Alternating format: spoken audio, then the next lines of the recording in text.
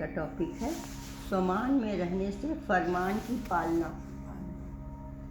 Date है 10/5/72।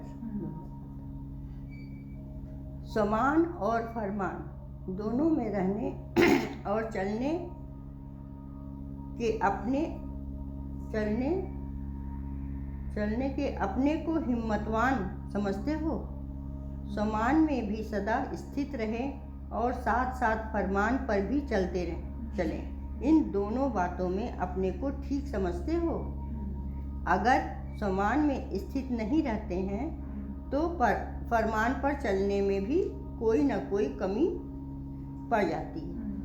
इसलिए दोनों बातों में अपने आप को यथार्थ रूप से स्थित करते हुए सदा ऐसी स्थिति बनाना वर्तमान पुरुषोत्तम संगम युग का आप ब्राह्मणों का जो ऊंच से ऊंच स्वमान है। बाबा स्वमान देते रहते इसमें स्थित रहना है। इस एक ही श्रेष्ठ स्वमान में स्थित होने से भिन्न भिन्न प्रकार के देह अभिमान स्वतः और सहज ही समाप्त हो जाते हैं। कहाँ कहाँ सर्विस करते करते वह अपने पुरुषार्थ में चलते चलते बहुत छोटी सी एक शब्द की गलती कर देते हैं, जिससे ही फिर सारी गलतियाँ हो जाती हैं। सर्व गलतियों का बीज एक शब्द की कमजोरी है। वह कौन सा शब्द है? स्वमान से स्व शब्द निकाल देते हैं।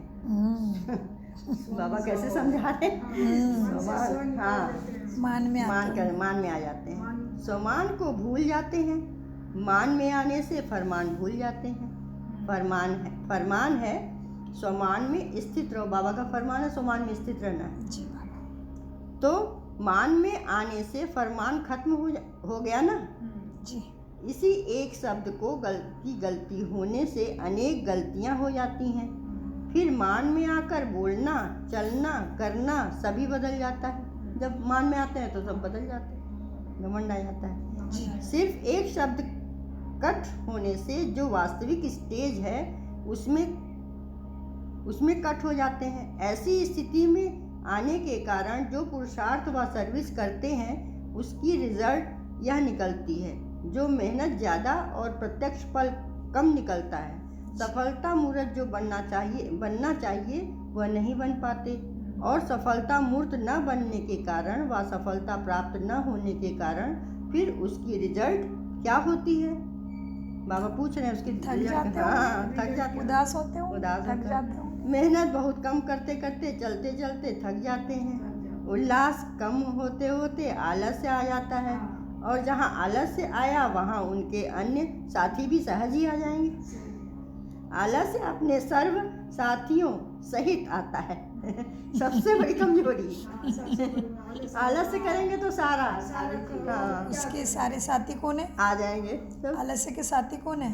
नींद आएगा और मन नहीं लगेगा, बिल्कुल थकान लगेगी। हाँ, ये सब उसके साथी हैं, चिड़चिड़ाएंगे जी। पिछले हफ्ते बाबा ने कहा बच्चे आलस्य वे विशेष विकारों में आता है।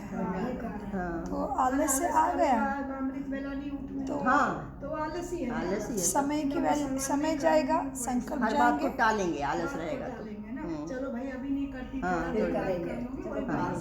यही सब है। थोड़ा तो कभी आने वाला नहीं, समय गया जी। अकेला नहीं आता। जैसे बाप भी अकेला नहीं आता, अपने बच्चों सहित प्रत्यक्ष होता है, वैसे यह जो विकार है वह भी अकेले नहीं आता। आगे साथियों के साथ आते हैं। इसलिए फिर विकारों की प्रवेशता होने से कई फरमान उल्लंघन करने के कारण स्थिति क्या हो जाती है? परमात्मा का उल्लंघन करने हो जाता है ना। कोई ना कोई बात का अरमान रह जाता है। न स्वयं संतुष्ट रहते, न दूसरों को संतुष्ट कर पाते। सिर्फ एक शब्द कट करने के कारण, एक ही शब्द स्व कटता है इसकी वजह से। इसलिए कभी भी अपनी उन्नति का जो प्रयत्न करते हो वह सर्विस का कोई भी प्लान बनाकर प्रैक्टिकल में आते हो तो प्लान बनाने और प्रैक्टिकल में लाने समय भी पहले अपने स्वमान की स्थिति में स्थित हो, फिर कोई भी प्लान बनाओ। ओके पहले समान धाम श्रेष्ठ, हाँ श्रेष्ठ से समान रखना है पहले, जी बाबा। तब प्लान बनाओ। नहीं करना है। हाँ, अगर स्थिति को छोड़कर प्लान्स बनाते हो तो क्या हो जाता है, उसमें कोई शक्ति नहीं रहती, बाबा की शक्ति मिल जाती। अगर प्लान में इस समान में स्थित होकर अगर कोई प्लान बनाया जाता है कि हमको ये करना है सेवा के प्लान से, इसमें बाबा कह रहे हैं उसमें कोई शक्ति नहीं रहती। बिगर शक्ति उस प्लान का प्रैक्टिकल में क्या प्रभाव रहेगा। सर्विस तो खूब करते हो, विस्तार बहुत कर लेते हो, लेकिन बीज रूप अवस्था को छोड़ देते हो।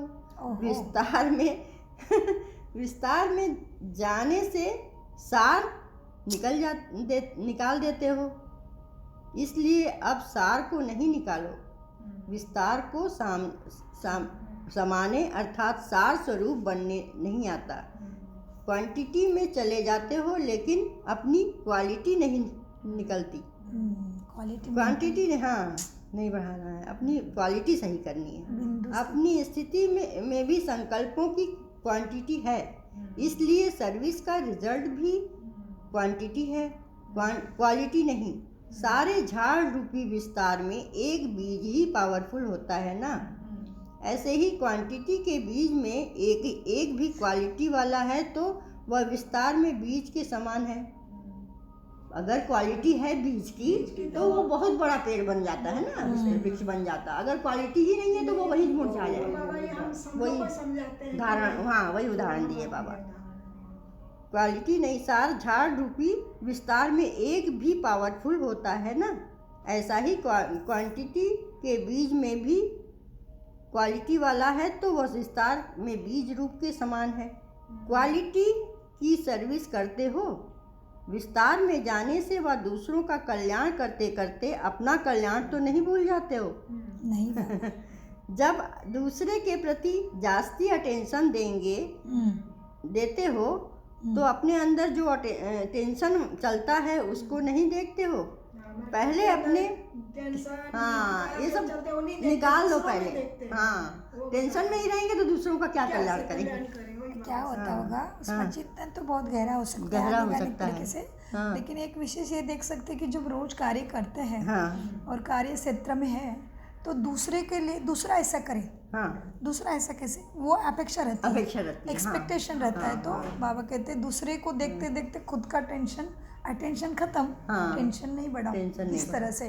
तो जिसको भी जो भी कार्य देखते हो तो समझ जाओ कि आत्मा अपने पार्ट बजा रहा है, लेकिन बाबा से जुड़ा रहेगा, उसका कल्याण हो रहा है। शुभ भावना देते रहो, भला क्या एक्सपेक्टेशन उसको समझा दो भले कि ये करना आपके लिए उचित है, बस उसकी वजह से इरिटेट मत हो या मन पटल पे नहीं चले, ऐसे करते नहीं।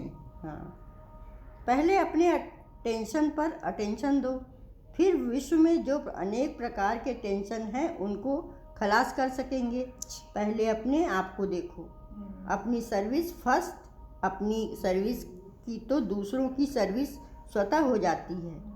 अपनी सर्विस को छोड़ दूसरों की सर्विस में लग जाने से समय और संकल्प ज़्यादा खर्च कर लेते हो। इस कारण जो जमा होना चाहिए वह नहीं कर पाते।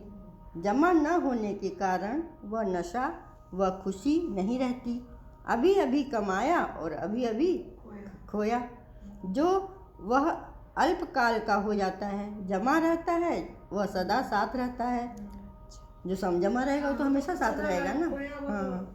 तो अब जमा करना भी सीखो, सिर्फ इस जन्म के लिए नहीं लेकिन 21 जन्मों के लिए जमा करना है। अगर अभी अभी कमाया और खाया तो भविष्य में क्या बनेगा। अभी अभी कमाया और अभी अभी बांटा नहीं, खाने के बाद समाना भी चाहिए, फिर बांटना चाहिए। कमाया और बांट दिया तो अपने में शक्ति नहीं रहती, सिर्फ खुशी रहती है।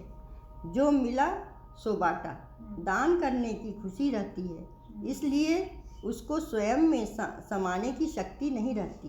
खुशी के साथ शक्ति भी चाहिए। शक्ति न होने के कारण निर्विघ्न नहीं हो सकते, विघ्नों को पार नहीं कर सकते। छोटे छोटे विघ्न लगन को डिस्टर्ब कर देते हैं, इसलिए समाने की शक्ति धारण करनी चाहिए। क्यों करनी है सामान्य की शक्ति धारण? क्यों करनी है सामान्य की शक्ति धारण? जो सुन रहे हो, जो ज्ञान अमृत पी रहे हो, इसको पहले संभालो फिर बांटो। सुनते सुनते खुशी हो गई, तुरंत दूसरे के कल्याण की सद्भावना है, तो बांट तो दिया, लेकिन उसमें शक्ति अनुभव नहीं होगा, क्योंकि पहले खुद पचा लो उसको, धारणा में लाओ, दृष्टि कृति वृत्ति में लाओ, फिर बांटो, तो सामने का भी कल्याण, तुम्हारा भी कल्याण। बाबा कह रहे हैं, जैसे खुशी की झलक सूरत में दिखाई देती है, वैसे शक्ति की झलक भी दिखाई देनी चाहिए। सरचलित बहुत बनो, लेकिन जितना सरचलित हो उतना ही सहनशील बनो, कि सहनशीलता भी सरलता है। सरलता के साथ समाने की, सहन करने की शक्ति भी चाहिए। अगर समाने और सहन करने की शक्ति नहीं तो सरलता बहुत भोला रूप धारण कर लेती है, और कहाँ कहाँ भोलापन बहुत भारी नुकसान कर देता है। तो ऐसा सरचलित भी नहीं बनना है। बाप को भी भोलानाथ कहते हैं ना, लेकिन ऐसा भोला नहीं है जो सामना ना कर सके। भोलानाथ के साथ साथ ऑलमाइटी अथॉरिटी भी तो है ना, बाबा को कह रहे ऑलमाइटी है ना, सिर्फ भोलानाथ नहीं है।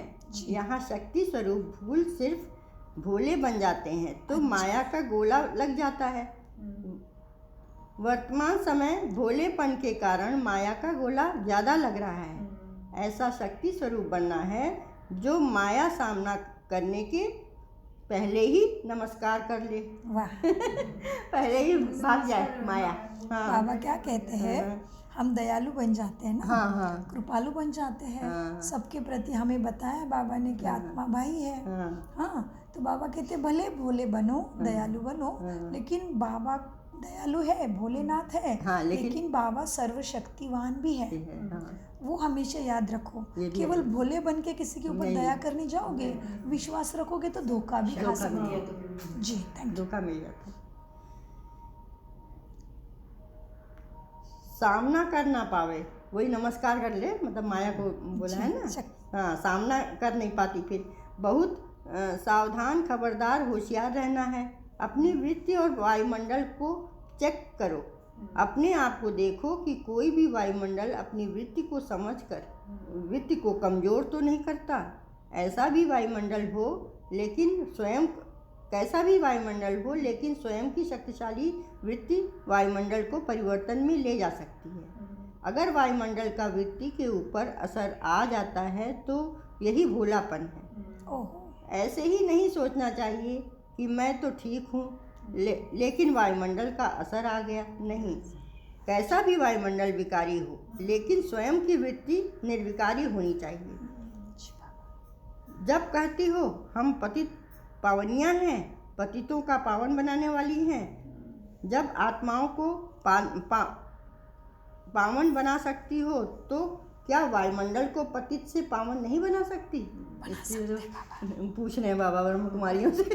बना सकते हैं बाबा, कि हम बदल सकते हैं। सकाश से मन से सकाश देना, सकाश दे रहे हैं, हालांकि डिस्टर्ब नहीं होना है। चारों तरफ जो लगी है दुख का वायुमंडल, कलयुग का खत्मा माना, दुख का खत्मा के लिए ड्रामा में जो जहाँ पे चल रहा है विश्व के कोने कोने में, उसमें मेरा मन डिस्टर्ब ना होते हुए बाबा ने दिए हुए आज्ञा के अनुसार तुम मेरे बहुत काम के बच्चे हो, मेरे जैसे ही हो, तो उसी स्थिति में स्थित होकर सकाश देना है। शांति की दो, शक्ति की दो, शुभ भावना की दो, बट व्यर्थ विचारों में नहीं जाना।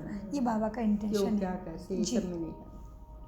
और डर भी नहीं, डरोगे तो शक्तियाँ दूर जाएगी, माया अंदर आ जाएगी जी। पावन बनाने वाले वायुमंडल के वशीभूत नहीं होते, लेकिन वायुमंडल वृत्ति के ऊपर प्रभाव डाल देता है। यह है कमजोरी। हर एक को ऐसा समझना चाहिए कि मुझे स्वयं अपने पावरफुल वृत्ति से जो भी अपवित्र व कमजोरी का वायुमंडल है उसको मिटाना है। तुम मिटाने वाले हो, न कि वश होने वाले। उनके वश में नहीं होना है, हम मिटाने वाले हैं। कोई पतित वायुमंडल का वर्णन भी नहीं करना चाहिए।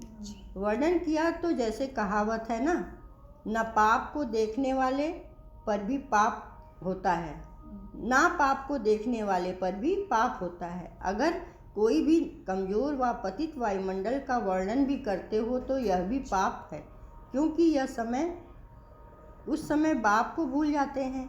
जहाँ बाप भूल जाता है वहाँ पाप जरूर आता है।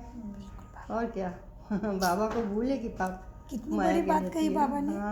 कोई भी न्यूज़ सुनी ऐसे आपके विकारों की तो उसको फैलाओ नहीं, तुम्हारा वो कार्य नहीं है। इसने ऐसे किया, पता है उसने उसको मारा, पता है इनके घर में झगड़ा हो गया, पता है इसने ऐसे किया। किसी की बात किधर भी फैलाओगे तो तुम वायुमंडल को और विकारी बनाने में मदद किया। तो इसी बात का समझना गहराई।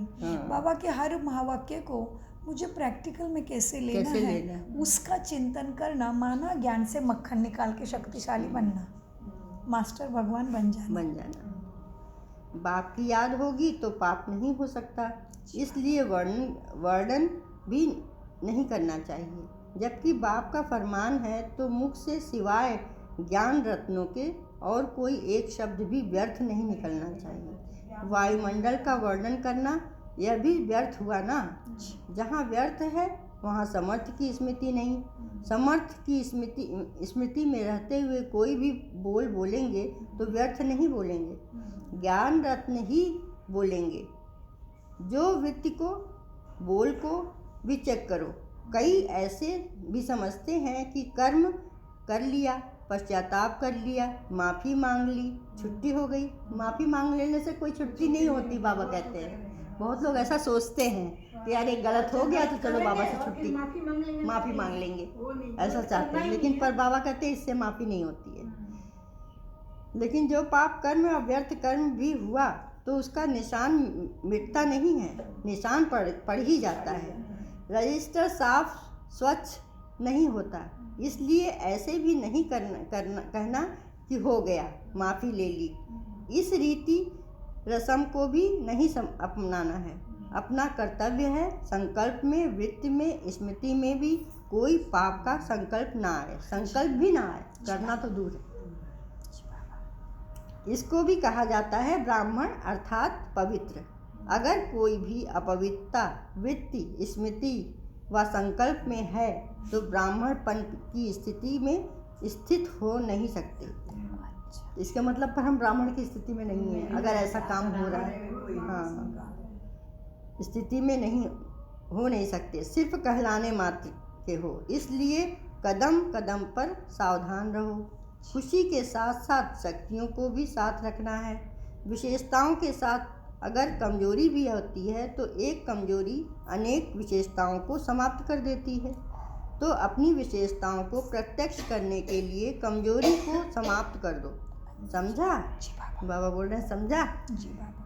सर्विस के बीच में अगर डिस सर्विस हो जाती है तो डिस सर्विस प्रत्यक्ष हो जाती है। कितना भी अमृत हो लेकिन विष की एक बूंद भी पड़ने से सारा अमृत विष बन जाता है। कितनी भी सर्विस करो लेकिन एक छोटी सी गलती डिस सर्विस का कारण बन जाती है, सर्विस को समाप्त कर देती है। इसलिए बहुत अटेंशन रखो अपने ऊपर और अपनी सर्विस के ऊपर। पहले करना है फिर कहना है। कहना सहज होता है लेकिन करने में मेहनत है। मेहनत का फल अच्छा होता है, सिर्फ कहने का फल अच्छा नहीं। तो पहले करो फिर कहो, फिर देखना कैसी क्वालिटी सर्विस होती है। अपनी क्वालिटी को देखो। समझा? वृत्ति और वायुमंडल को पावरफुल बनाओ। आप ब्राह्मणों का जन्म ही है बनने और बनाने के लिए, सिर्फ बनने के लिए नहीं, पढ़ना पढ़ाने के लिए ही है। विश्व कल्याणकारी है। आपको कह रहे बाबा, आपको कह रहे मैं तैयार कर रही हूँ, आज जाके राजधानी स्थापन करनी है। बिल्कुल, मैं प्रैक्टिस करा रहा हूँ, इसीलिए बहुत बहुत बधाई आपको। विश्व कल्याणकारी हो ना, जैसे बाप कल्याणकारी है साथ में आप भी मददगार हो। इसलिए यह भी नहीं सोचना चाहिए कि मेरी वृत्ति तो ठीक है, वह वायुमंडल ने कर दिया है। अगर अपनी वृत्ति ठीक है और उसका वायुमंडल पर असर नहीं होता हो, गोया पावरफुल वृत्ति नहीं है। पावरफुल चीज़ का प्रभाव आसपास ज़रूर पड़ता है, वह छिप नहीं सकता। तो अपनी वृत्ति को भी परखने के लिए वह चेक करो कि वृत्ति का वायुमंडल पर असर क्या है। वायुमंडल अगर और दिखाई देता है तो समझना चाहिए अपनी वृत्ति में भी कमजोरी है, उस कमजोरी को मिटाना चाहिए। आजकल चारों ओर की सर्विस की रिजल्ट में विशेष क्या दिखाई देता है? साज बनाने में बड़े होशियार हो गए हैं, लेकिन साज में जाने से राज से खिसक जाते हैं। बनना है राजयुक्त, लेकिन बन गए हैं साजयुक्त। साज और राज, साज का मतलब क्या? हाँ, डेकोरेशन, ये वो इसमें आगे है। हाँ। लेकिन राज और बिंदी खिसक जाती, स्मृति स्वरूप। हाँ, दोनों ही साथ साथ समान होना चाहिए। अगर एक बात ज़्यादा फोर्स में है तो दूसरी बात गुप्त है, तो रिजल्ट भी गुप्त रह जाती है। साज बनाने में तो सभी बहुत होशियार हो गए हो, लेकिन राजयुक्त भी बनना है, तो अब राजयुक्त बनो, योग युक्त बनो। अच्छा, ऐसे राजयुक्त, योग युक्त, युक्ति युक्त बनने वाले बच्चों को बाप दादा का नमस्ते। हम रूहानी बच्चों की रूहानी बाप दादा को याद, प्यार, गुड मॉर्निंग और नमस्ते प्यारे बाबा, नमस्ते। हम हैं सतबुद्धि से सब कुछ रिश्ते समझा। बहुत अच्छा। मीठे प्यारे बाप दादा का अनगणित पदम गुना शुक्रिया शुक्रिया शुक्रिया। मीठा बोलो, सोच समझ कर बोलो, शुक्रिया।